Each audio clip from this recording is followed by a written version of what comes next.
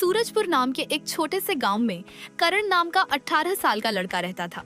करण बचपन से ही अनाथ था।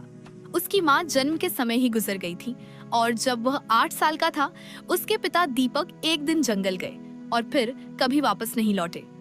गांव के मुखिया हरिराम और उनकी पत्नी कमला की कोई संतान नहीं थी।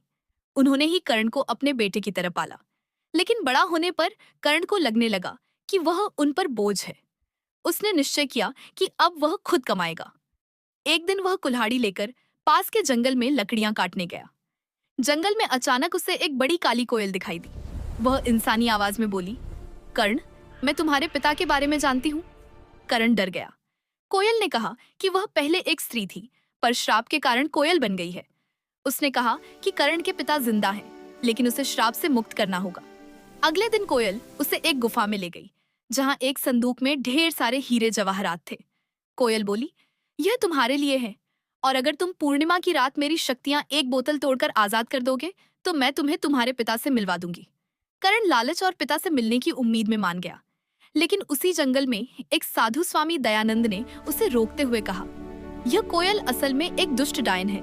तुम्हारे पिता ने गांव को बचाने के लिए अपनी जान देकर इसकी शक्तियां एक बोतल में कैद करवाई थीं। करण उलझ गया।